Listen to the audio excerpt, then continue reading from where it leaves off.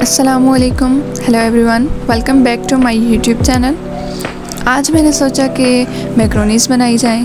फिर मैंने उसके लिए जो इंग्रेडिएंट्स चाहिए थे मैंने सब वो लाए, मतलब कि जो जो चीज़ उसमें डलती थी मैंने डाली। फिर मैं आलू को इस तरह काटने लगी कि जो मैक्रोनीज़ में डाल सकूं, सही से पक भी जाएं। तो इनको मैं दरमियान में से हाफ़ करके काटना शुरू कर दिया, मतलब चिप्स के हाफ़ के तौर पर।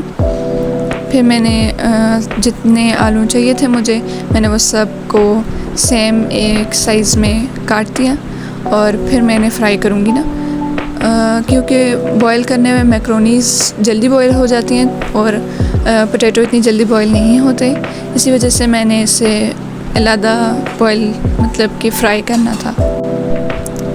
मेरे घर में सब सिंपल मैक्रोनीज़ खाते हैं, मतलब उसमें ज़्यादा मिर्चें मसाले वगैरह ना हों, और इसीलिए मैं ज़्यादा चीज़ें बॉईल करती हूँ। लेकिन इस बार पोटैटो नहीं किए थे क्योंकि पिछली बार भी वो सही से बॉईल नहीं हो सके। फिर मैंने सब पोटैटो को बॉईल किया। उसके बाद जो जो मैं चीज़ें गंदी करती रही हूँ उन्हें साथ धोना भी था, नहीं तो पिटाई आ जाती मेरी। उसके बाद मैंने चीज़ें धोने के बाद बाकी सारा मतलब जो जो चीज़ जहाँ से उठाई थी वहाँ रखनी शुरू कर दी। फिर मैंने ये ली, इसमें हमने मैक्रोनी को बॉईल करना है। और मैक्रोनीज़ आप अपने हिसाब से, फैमिली के हिसाब से कर लें। वैसे हमारे लिए, हम घर में जितने फ़र्द हैं उनके लिए ये काफ़ी होती हैं। तकरीबन ये 4 से 5 बंदों के लिए आसानी से पूरी हो जाती हैं। वैसे अगर आप ज़्यादा हैं या किसी मतलब कोई मेहमान घर आ रहे हैं, उनके लिए आप स्पेशल बनाना चाहते हो तो फिर आप किसी और तरह बनाएं, उसकी वीडियो भी मैं बनाऊंगी। ये हमने घर में सिंपल बनाने के लिए। फिर मैंने मैक्रोनीज़ में थोड़ा सा नमक ऐड किया, क्योंकि बॉयल करते वक्त इनके अंदर नमक होना लाजमी होता है, वरना मैक्रोनी के अंदर का जायका गायब सा हो जाता है। फिर इसमें थोड़ा सा ऑयल डाला ताकि ये चिपचिपी ना हो सके, मतलब आपस में चिपक ना जाए, अलग-अलग रहे। फिर उसके बाद मैंने स्पून ली जिससे मैं इसे हिलाती रहूँगी ताकि ये इसका बॉयल होने में चिपक ना जाए। इसके बाद मैं जो चीज़ ढूंढ रही थी मुझे मिली नहीं, मैंने बार बार पूछा, लेकिन ये देखें ये यहीं पड़ी है, मुझे नज़र ही नहीं आई। लेकिन फिर भी ना मम्मा से पूछना लाजमी था। उसके बाद मैंने ये जो कढ़ाई लाई है इसमें मैंने चिप्स डालने हैं। फिर मैं इसमें ऑयल ऐड कर रही हूँ। ऑयल ऐड अपने हिसाब से कर लें जितने आपके पास चिप्स होंगे। और फिर उसके बाद मैंने इसमें चिप्स ऐड करने हैं, लेकिन मुझे प्यास लगी, मैं थोड़ा सा पानी पी लूँ। और ये देखें कबर्ड खुली छोड़ दी थी जो कि मेरे सर में लगते लगते बची है। साथ मेरी भाभी गुल ने कहा कि कुछ खा भी लो, और साथ साथ खाना पीने का काम भी जारी था। फिर मैं मैक्रोनीज़ को भी देख रही थी और साथ अब चिप्स डालने थे। चिप्स में मैंने नमक डाला ही नहीं था, मैं भूल चुकी थी। अब मैं इनमें नमक ऐड कर रही हूँ अपने हस्बे ज़ायका, मतलब आपको जितना पसंद है उतना ऐड करें। हम बहुत कम नमक खाते हैं इसलिए हमने बहुत कम ऐड किया है। इसके बाद मैंने मिक्स कर लिया था।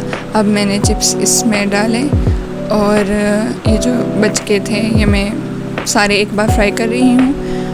और साथ साथ मैक्रोनीज़ को भी देखना था, अगर वो ज़्यादा टेम्परेचर उनके मतलब ज़्यादा आग जली हुई थी तो उनको देखना था और चम्मच हिलानी थी। ये मसाला पीछे पड़ा हुआ था मैक्रोनीज़ का, मैंने कहा पास रख दूँ कहीं भूल ना जाऊँ, क्योंकि यही मेन इंग्रेडिएंट्स है। क्योंकि मैं और कोई मसाला नहीं डालती, सिर्फ यही डालती हूँ, ये भी हाफ़, फुल नहीं डालती। उसके बाद मेरे भाई मायोनीज़ ले आए थे और मैंने पहले ही कहा था सिंपल मैक्रोनीज़ बनाएंगे तो मायोनीज़ डालूँगी उसमें। फिर मुझे और भूख लगी, मैंने जेली खोल ली और साथ साथ जेली के मज़े भी लेने शुरू कर दिए। इसके बाद मुझे याद आया कि मैंने मैक्रोनीज़ तो देखी ही नहीं। फिर मैंने दोबारा कैमरा मैक्रोनीज़ की तरफ मोड़ा और वहाँ देखा कि चिप्स भी अब पकने ही लग गए थे। तो चिप्स को निकालने के लिए मैंने ये लिया, अगर इससे मारा जाए किसी को तो बहुत ही मज़ा आए, लेकिन मारना नहीं है, ये सिर्फ चिप्स निकालने के लिए है। ये ना हो आप मारना शुरू कर दें। और फिर चिप्स अभी थोड़े थोड़े फ्राई हुए थे, मैक्रोनीस हो चुकी हैं तकरीबन, और मैंने जो जो चीज़ें अंदर से उठाई थी वहाँ साथ साथ रख भी रही हूँ ताकि बाद में मुझे बातें ना सुननी पड़े। और मैक्रोनीस हो गई थी, अब मुझे मैक्रोनीस को भी निकालना था और चिप्स भी हो गए थे, इन्हें भी निकालना था। मैंने चिप्स को निकाल दिया। चिप्स में से मैंने ऑयल बहुत कम निकाला है, मतलब कि उनके साथ ही छोड़ा है ऑयल, क्योंकि मैक्रोनीस में ऑयल की ज़रूरत होती है ना, तो चिप्स के साथ भी बेशक ऑयल हो, इतना ज़्यादा ज़रूरत नहीं निकालने की। फिर उसके बाद मैं गई हेल्पर लाने के लिए, क्योंकि मैक्रोनीस और आलू इतनी ढीठ थे कि वो उठ ही नहीं रहे थे। फिर उसके बाद मैंने जो जो प्लेट्स गंदी की थी उन्हें धोना था और साथ साथ रेक पे लगाना था, क्योंकि साथ साथ धोने में मुझे भी मसला नहीं हो रहा था, सफाई भी हो जाती है एक तरफ और साथ में मेरी चीज़ भी बन जाती, क्योंकि मेरी मम्मा कह रही थी कि तुम वीडियो तो बना रही हो लेकिन अगर मुझे गंदगी नज़र आई तो फिर तुम देखना। फिर मैंने साथ साथ धोने वाला काम भी शुरू कर दिया। चीज़ें मैंने रेक में लगाई। उसके बाद मैंने जो लादा सा चीज़ ली थी, इसमें मैंने मैक्रोनीस डालनी है ताकि मैक्रोनीस में से पानी निकल जाए। और साथ साथ सफाई करने के बाद और मैक्रोनीस को इसमें डालने के बाद मैंने सोचा कि इसमें ऑयल डाल दिया जाए, लेकिन ऑयल तो मैं पहले डाल चुकी थी, फिर अब और ऑयल की ज़रूरत नहीं थी। ये मैक्रोनीस बहुत ही ढीठ थी, इसके साथ ही चिपक चुकी थी, तो मैं इन्हें एक हाथ से तो कर नहीं सकती थी, दूसरे हाथ में मेरा फ़ोन था, तो मैंने कोशिश की, नहीं हुई। फिर मैंने अपने भाई से मदद ली। मैंने कहा भाई प्लीज़ आप अगर मेरी हेल्प कर लें, ये चमचा उठा के इसमें कर दें। तो मेरे भाई ने मेरी हेल्प की और फिर मैंने मैक्रोनीस निकाल ली। मैक्रोनीस रेडी हो चुकी थी। अब मुझे करना था मसाला रेडी, जिसमें मैक्रोनीस वगैरह डालती। फिर मैंने थोड़ा सा ज़ीरा, धनिया और साथ में मसाला और अजवाइन भी डाले, ताकि मेरी जो डिश है ना उसमें थोड़ा सा फ्लेवर इन चीज़ों का भी आ जाए। ये वैसे अच्छी लगती होती है ना फ्लेवर। मुझे एंड टाइम पे पता चला कि जो मैं कढ़ाई यूज़ कर रही हूँ मैक्रोनीस बनाने के लिए, इसमें तो सारी चिपक जाएंगी, लेकिन अब क्या ही कर सकते हैं, लास्ट टाइम में पता चला था। तो फिर मैंने इसमें मसाला जो मैक्रोनीस का था वो थोड़ा सा डाला और उसको थोड़ा सा रेड किया। फिर उसके बाद मैंने इसमें मैक्रोनीस ऐड करना शुरू की। मैक्रोनीस ऐड करने के बाद मैंने जल्दी जल्दी हिलाना शुरू किया, क्योंकि ये चिपक जाती नीचे, और अगर ये नीचे चिपक जाती ना तो बहुत ही काम बुरा हो जाता।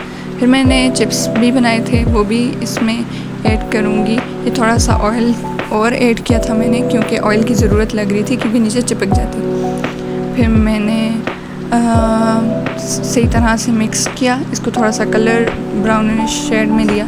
फिर मैंने इसमें चिप्स ऐड किए और चिप्स ऐड करने के बाद उसको सही तरह से हिलाया, ताकि जो मैंने मसाला वगैरह बनाया था वो सारा इसमें सही से मिक्स हो जाए। इसके मिक्स होने के बाद मैं सोच रही थी कि मायोनीज़ डालूं, क्योंकि इसमें मिक्स हो जाए सारा मसाला, लेकिन वैसे आप बाद में भी डाल सकते हो। इस तरह बना के जब आप अपने बाउल में डालोगे तो मायोनीज़ उस टाइम भी डाल सकते हो, लेकिन मैंने सोचा डाल लिया जाए। फिर मैंने ब्लैक पेपर यूज़ की, इसमें काली मिर्च, इसका जायका बहुत अच्छा आता है इसमें। जब मायोनीज़ और ये सेम हो जाए, मिक्स हो जाए बिल्कुल, तो बहुत अच्छा टेस्ट देती हैं। फिर मैंने ब्लैक पेपर को सही से मिक्स किया इसमें, ताकि वो सही से इनके अंदर जज्ब हो जाए। फिर उसके बाद मैंने मायोनीज़ डाला। अभी तो मैंने थोड़ा सा ही डाला है, ताकि अगर कोई कम खाना चाहता हो तो उसके लिए ठीक हो, अगर जो कोई ज़्यादा खाना चाहता है तो वो अपने बाउल में ज़्यादा डाल सकता है। उसके बाद मेरी डिश तकरीबन रेडी ही हो चुकी थी। मैं मायोनीज़ मिक्स कर चुकी थी, इसमें सब कुछ पड़ गया था। अब नमक भी पूरा है और चिप्स में भी था और मैक्रोनीस में भी था, तो इसमें ज़्यादा डालने की ज़रूरत नहीं। फिर मैंने इन्हें बाउल में निकाला टेस्ट करने के लिए, और बस मेरी मैक्रोनीस तैयार हो गई। मैंने स्पून ली, मैंने ट्राई करनी शुरू की, और मेरे लिए मायोनीज़ कम था इसलिए मैंने थोड़ा सा और डाल दिया। और अब किचन की हालत बहुत बुरी हो चुकी थी, उन्हें भी तो देखना था। ओके, व्लॉग ख़त्म हुआ। अल्लाह हाफ़िज़।